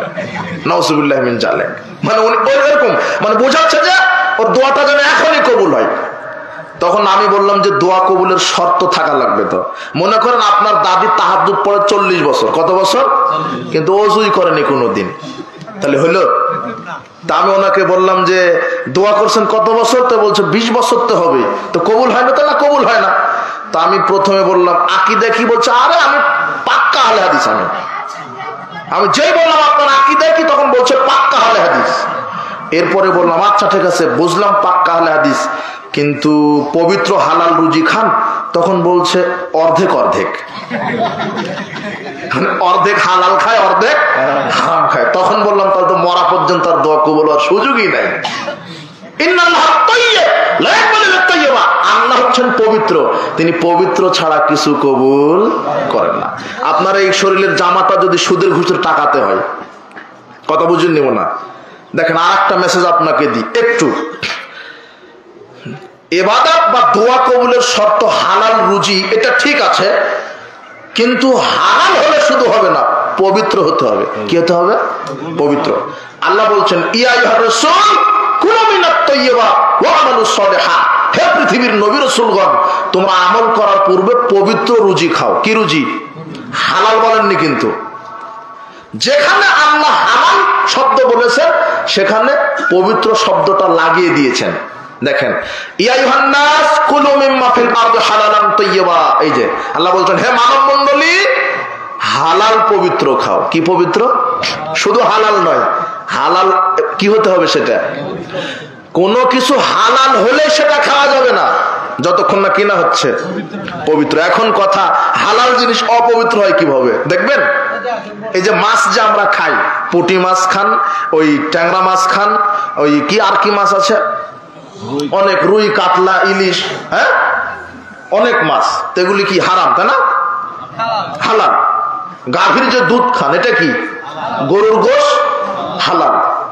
আপনি আজকে এই নগা শহরে সকালে ফজর সালাত আদায় করে বের হয়েছেন, এক মুসল্লি বলছে যে নগাতে পদ্মা নদীর ইলিশ উঠেছে, টাটকা ইলিশ।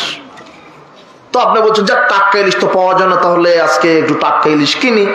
5,000 টাকা নিয়ে গেছেন, কর করে কস করছেন 5,000 টাকা। বলছেন যে আপনাকে 2 কেজি দেন, তো 2 কেজি দিল, ইলিশ হালাল, কিন্তু ওই টাকাটা যদি ঘুষের অথবা সুদের হয় তাহলে ইলিশ হলো অপবিত্র। না, কথা বুঝেন নেব না, কথা কি বুঝতে পারলেন আমার? ইলিশ হালাল, টাকাটা কিসের ছিল? ঘুষের অথবা সুদের অথবা চুরি করা অথবা দুর্নীতি করা। সুদের টাকা হওয়ার কারণে ইলিশ আপনার জন্য খাওয়া হারাম। ওই ইলিশ খেয়ে যদি এখন তাহাজ্জুদে দোয়া করতে করতে বমনও করেন, দোয়া কবুলের সুযোগ নেই। বুঝবেন কি করে? খুবই কঠিন। সমাজে 5 ব্যাটারি টর্চ লাইট দিয়ে খুঁজতে হবে হালাল খায় কে। সবাই হারাম করে, সবাই সুদের সাথে জড়িত। বলছে যে এই যে শহরে 20 তলা বিল্ডিংটা করলাম, টাকা কোথায় পেয়েছে? তো ব্যাংক থেকে লোন নিয়ে। বলছে এই যে হুজুর এই যে অটো কিনেছি, টাকা কোথায় পেয়েছে? ব্যাংক থেকে লোনের টাকা। পানের দোকান দেয় ব্যাংকের লোনের টাকা দিয়ে। পানের দোকান কি ব্যাংকের লোন? কি আপনার নগর শহরে ব্যাংকের লোন মনে হয় জাকাতের টাকা দেয়, তাই না? কিসের টাকা ব্যাংকের লোন? সুদের। আহা, সবাই হারামখোর, সবাই সুদের সাথে জড়িত, ব্যাংকের লোনের সাথে জড়িত। অধকে বিড়ি সিগারেট জর্দাগুল খায়, ঘুষ খায়। এক একটা চোর তো এক এক জায়গায় বসে আছে, এক একটা চোর। আপনার কে বলেছে মসজিদের মাইক চুরি করে যে ওর চোর? কে বলেছে ও চোর? জুতা চুরি করে কে? মসজিদ থেকে জুতা চুরি হয়ে যায় না, ও চোর না। মসজিদের মাইক চুরি হয় না, ও কিন্তু চোর না। গোয়াল ঘর থেকে গরু চুরি হয় না, ও চোর না। এরা চোর, ছোট ছোট চোর। এরা পেটের দায়ে এরা চুরি করতে আসে। টিউবওয়েলটা বিক্রি করে ঋণ শোধ করবে, অথবা পরিবার না খেয়ে আছে তাই। গরুটা চুরি করে ঋণ পরিশোধ করবে তাই। এরা ছোট চোর। এদেরকে ধরতে পারলে পিটন উত্তম মাধ্যম দিয়ে হাতে আর 10,000 টাকা ধরিয়ে দিয়ে বলবেন যে তুমি বাদাম বিক্রি করে খাও, আর যেন চুরি করো না। কিন্তু বড় বড় চোর বাংলাদেশে বসে আছে, ওই যে বিদ্যুৎ অফিসে বসে থাকে, ওরা ইনকাম ট্যাক্স অফিসে বসে থাকে, পাসপোর্ট অফিসে বসে থাকে, ভিসা অফিসে বসে থাকে, কাস্টমস অফিসে বসে থাকে, সেক্রেটারিয়েটে বসে থাকে। এই তো হারামখোরেরা। এরাই আপনার একটা কাগজ এই টেবিল থেকে ওই টেবিলে যাবে না মামো ছাড়া। পাসপোর্ট সব কমপ্লিট করেছেন, এখন পুলিশ ভেরিফিকেশন করবে, ওই দালাল আবার বলছে 2,000 টাকা ছাড়া আমি সাইন করে দিব না। কথা বুঝেন নি মনে হয়? এগুলো হলো বড় বড় চোর। সরকার থেকে বেতন পাওয়ার পরেও যারা জনগণের নিকট থেকে ঘুষ ছাড়া জনগণের সেবা করে না, এরা হলো অরিজিনাল চোরেরা। এদেরকে ধরতে হবে। এরা হচ্ছে বড় বড় দালাল চোরেরা। সব জায়গাতে চিটার বাটপাড়ি বসে আছে। ঘুষ আর ঘুষ, ঘুষ ছাড়া কোনো সেবা নেই, কোনো কাজ নেই। সব জায়গাতে ঘুষ ঢুকে গেছে। মাদ্রাসাতেও ঘুষ ঢুকে গেছে। মাদ্রাসার প্রিন্সিপাল সাহেব, ও দাড়ি টুপি ঠিক আছে, দাড়িতে মেহেদি দেওয়া, 2 বার হজ করা। কয়বার হজ? 2 বার হজ করেছে, 6 বার উমরা করেছে। এ যখন শিক্ষক নিয়োগ দিতে বসেছে, তখন মাদ্রাসার প্রিন্সিপাল বলছে যে 5 লক্ষ টাকা মিষ্টি খাওয়ার জন্য দিতে হবে। কয় লাখ? আর মিষ্টি খেতে কয় লাখ লাগে? আবার দিতে দেরি হলে বলছে তাড়াতাড়ি দেন, জামাতের সময় হয়ে যাচ্ছে। কথা বুঝেন নিব না? যে বলছে 5 লাখ দিতে হবে হলো মাদ্রাসার প্রিন্সিপাল। কথা বুঝেন নিব না? আবার 2 বার হজ করা। যখন 5 লাখ চাইলো তখন কয়বার হজ করা আছে? উমরা করা কয়বার? আর আপনার এই যে শহরে যে কাপড়ের দোকানদার আছে না হাজী সাহেবের, যান, ও বলবে আহা বাবা তুমি এসেছো, তোমার বাপের সাথে আমার সেই সম্পর্ক ছিল, তোমার সাথে ব্যবসা করা যাবে না, তোমার কি পছন্দ নাও, আমি কিনা দামে তোমাকে দেব। তো এটা আঙ্কেল এটা আমার পছন্দ, আচ্ছা ঠিক আছে যাও কিনা, 3,000 টাকা কিনা আছে, কিনা দামে দাও। অথচ কিনা আছে 1,500 টাকা দিয়ে। অথচ যে বললো যে 3,000 টাকাতে কিনা আছে, ও 3 বার উমরা করা। কথা বুঝেন নি মনে হয়? সব জায়গাতে চিটার বাটপাড়ি। আপনি শহরে ডাক্তারের কাছে যান, গিয়ে শুধু বলবেন যে আমার রাতে ঘুম হচ্ছে না, ও তখন 10টা পরীক্ষা দিবে আপনার। কয়টা? রক্ত পরীক্ষা দিবে, পেশাব পরীক্ষা, পায়খানা পরীক্ষা, আর ওরকম কিডনি পরীক্ষা। 10টা দিয়ে বলবে যে 10 দুগুণ 20,000। চিকিৎসা শুরু হয়নি, পরীক্ষাতেই কয় হাজার গেল? 20,000। এরপরে প্রেসক্রিপশন করবে। ও MBBS ডাক্তার, এত বড় ডাক্তার, ও প্রেসক্রিপশন করতে বসেছে। এ ভালো করেই জানে যে কোন কোম্পানির ওষুধটা আপনার জন্য ভালো, কোন ওষুধটা ভালো কাজ করবে। তারপরও প্রেসক্রিপশনে ওই ওষুধ লিখবে না, লিখবে কোন ওষুধ যেই কোম্পানি তাকে ঘুষ দিয়েছে। কথা বুঝেন নি মনে? এগুলো বাটপাট। সব জায়গাতে চিটার বাটপাড়ি। কথা বুঝেন নি মনে? ও বলছে যে তাড়াতাড়ি একটা প্রেসক্রিপশন করে ওষুধ নিয়ে আসেন, আমার সময় নেই, জামাতের সময় হয়ে যাচ্ছে। সব জায়গাতে প্রায় হারামখোর। তো ও বলছে যে আমি 20 বছর ধরে দোয়া করি, দোয়া কবুল হয় না। যখনই বললাম যে কি পবিত্র রুজি খান, তখন বলছে যে অর্ধেক অর্ধেক। কথা বুঝেননি? তাহলে এই তো হলো অবস্থা। আপনি দোয়া করছেন, দোয়া কবুল হচ্ছে না। দোয়া কবুলের শর্ত কি? আকীদা বিশুদ্ধ হতে হবে। কি হতে হবে? এরপরে তরিকা শুদ্ধ হতে হবে। 3 নম্বর ইখলাস ঠিক থাকতে হবে। 4 নম্বর হালাল পবিত্র রুজি হতে হবে। এরপরে আল্লাহকে প্রশংসা এবং রাসূল সাল্লাল্লাহু আলাইহি ওয়াসাল্লামের উপর দরুদ পাঠের মাধ্যমে কি করতে হবে? দোয়া। তাহলে সেই দোয়াটা আল্লাহ কবুল করবেন। আর তাড়াহুড়া করবেন না, কবুলের আশা নিয়ে দোয়া করবেন। যাক, আমি আদর্শ নারী পুরুষের বৈশিষ্ট্য সম্পর্কে বলতে গিয়ে অনেক বিভিন্ন সময় এসেছে, সংক্ষেপে এখন বলে আমরা আলোচনার ইতি টানবো ইনশাল্লাহ।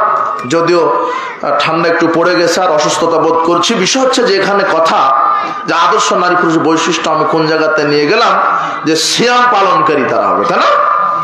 তাহলে এই যে সিয়াম, আর এখন শাবান মাস চলছে, কি মাস?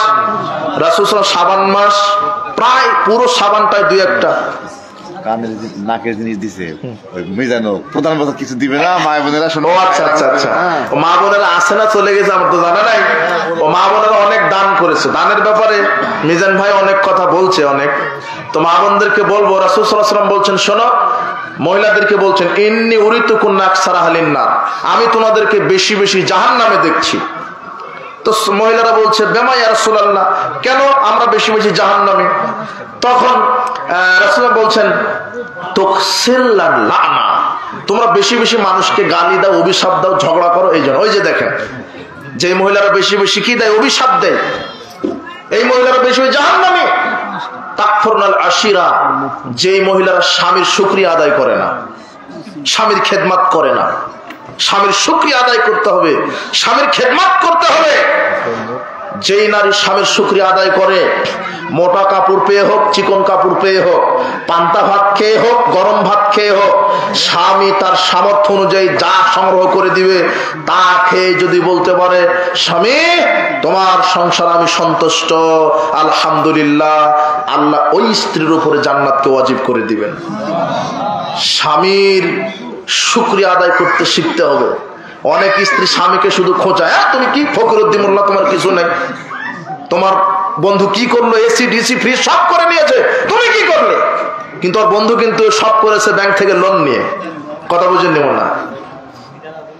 হালাল খান। একজন নারী একজন পুরুষকে ভালো করে দিতে পারে, একজন নারী একজন পুরুষকে তার স্বামীকে খারাপ বানাতে পারে। আপনি আপনার স্বামীকে সান্ত্বনা দেন, যা অতটুকু নিয়ে সন্তুষ্ট থাকেন, হালাল রুজি ভক্ষণ করেন। হালালে বরকত আছে, কিন্তু হারামে বরকত নাই। কুকুরে কয়টা বাচ্চা দেয়? 10টা 12টা, ওদের এলাকায় 10টা 12টা ওনাদের। হ্যাঁ, হাসছেন কেন? ঠিকই আছে। হ্যাঁ, কিন্তু কি কুকুর হারাম, তাই জন্য বরকত নাই, তাই না? আর গরু, গরু হালাল না, গরু বরকত আছে। এটা কে দিছে? ও আচ্ছা আচ্ছা আচ্ছা, জি, এক সম্মানিতা দিনী বোন 1000 টাকা দিয়েছেন, বারাকাল্লাহ ফিক। যদি তিনি অসুস্থ থাকেন, হ্যাঁ অসুস্থ আছেন, আমাকে জানাইছেন, আমরা সবাই দোয়া করি, আল্লাহ তুমি তাকে পরিপূর্ণ সুস্থতা দান করে দাও। জি, আমিন আমিন। বলছিলাম যে তার পরিবারে বারাকা দান করো, তার ঈমান বৃদ্ধি করে দাও, তার পরিবারে নিরাপত্তা দান করো। জি, তো বলছিলাম, কি কথা বলছিলাম আমি? হ্যাঁ, ওগুলো হারামে বরকত নাই, হালালে কি আছে? বরকত আছে। এই জন্য হালাল, যেই নারী স্বামীর শুকরিয়া আদায় করে না, এই জন্য স্বামীর শুকরিয়া আদায় করতে হবে, স্বামীকে সান্ত্বনা দিতে হবে, শান্তি তৃপ্তি দিতে হবে। রাসূল সাল্লাল্লাহু আলাইহি ওয়াসাল্লাম বলছেন, সময় সংকীর্ণ, এটা বলে, আর আদর্শ পরিবার গঠন করতে আদর্শ নারী পুরুষ দরকার, ঠিক আছে না? আদর্শ, নিজেদের আদর্শ হতে হবে। তারা সিয়াম রাখবে, তারা লজ্জাস্থানের হেফাজত করবে, তারা দান সদকা করবে, দানের সদকা করবে, এগুলো আদর্শ। এবং প্রত্যেকটা নারী পুরুষ দায়িত্বশীল, সে তার পরিবারের উপরে দায়িত্বশীল, তার সন্তানের উপরে দায়িত্বশীল। আপনার সন্তানকে আপনি কি শিক্ষা দিচ্ছেন? আপনি আপনার ছেলে মেয়েকে মক্তবে ভর্তি করে দিবেন। কোথায়? মক্তব। এই যেখানে মারকাজুস সালাফি নাই, এখানে পড়াবেন। এখানে ভর্তি করে দিলে কি শিখবে? খাওয়ার শুরুতে বিসমিল্লাহ বলতে হয়, এটা শিখবে। খাওয়ার শেষে আলহামদুলিল্লাহ বলতে হয়। ঘুমানোর পূর্বে আল্লাহুম্মা বিসমিকা আমুতু আহইয়া দোয়া বলতে হয়। বাড়ি থেকে বের হওয়ার সময় বিসমিল্লাহে তাওয়াক্কালতু লা হাওলা ওয়ালা কুওয়াতা ইল্লা বিল্লাহ এটা বলতে হয়। টয়লেটে প্রবেশের সময় এইটা বলতে হয়। বের হওয়ার পরে এটা বলতে হয়। অমুককে এইভাবে সালাম দিতে হয়। পিতামাতা মারা গেলে এই দোয়া বলতে হয়। পিতামাতার জন্য রব্বির হামহুমা কামা রব্বানিস সাগীরা এই দোয়া বলতে হয়। পিতামাতা মারা গেলে এই দোয়া বলতে হয়। এইভাবে এগুলি শিখবে। কিন্তু আপনি ভর্তি করে দিয়েছেন আপনার ছেলেকে নার্সারিতে। কোথায়? কেজি এখন বের হয়েছে। কেজি কি বের হয়েছে? কেজি, কিন্ডার গার্ডেন, প্লে গ্রুপ, এগুলো বের হয়নি। এখন আবার প্রত্যেকটা বাচ্চার সাথে মা ফ্রি, ওদেরকেও যাওয়া লাগে। ওদের জন্য আলাদা বেঞ্চ, চেয়ার, টেবিল। ওর কিন্ডার গার্ডেনের যে টিচার, ও বলছে যে ভাবি এসেছেন, বসেন। ও বাচ্চার সাথে আধা ঘন্টা ক্লাস করে, বাচ্চার মায়ের সাথে আধা ঘন্টা ক্লাস করে। কথা বুঝেননি মনে হয়? তোকে কি শিক্ষা দিচ্ছেন ওখানে? আমি প্লে নার্সারিতে পড়তে নিষেধ করিনি, কিন্তু সিলেবাস যদি কোরআন হাদিস আমাদের কোনো আপত্তি নাই। কারণ আপনার ছেলেটা নার্সারিতে ভর্তি করছেন, ওখান থেকে তো সে পড়বে, শিখবে। কিন্তু প্রথমেই যদি নাস্তিক কবরের শিক্ষা শিখে তো নাস্তিক হয়ে বের হবে। কিন্তু আল্লাহর শিক্ষা, আল্লাহর নামে শিখতে হবে। যেই শিক্ষা অর্জন করলে আল্লাহর পরিচয় জানা যায়, রাসূল সম্পর্কে জানা যায়, কিয়ামত সম্পর্কে জানা যায়, এই শিক্ষা দেন। আপনার ছেলে যদি সৎ হয়, তাহলে এই সৎ ছেলে যখন দোয়া করবে, আল্লাহ বলবে শোনো, তোমাদেরকে জান্নাতুল ফেরদাউস দান করেছি তোমাদের সন্তানের দোয়ার বদৌলতে। এমন সন্তান রেখে যান। তো যাক, আর কি বলতে চাইলাম এটা, বারাকাল্লাহ ফিকুম। আদর্শ পরিবার গঠনে আদর্শ নারী পুরুষ হতে হবে।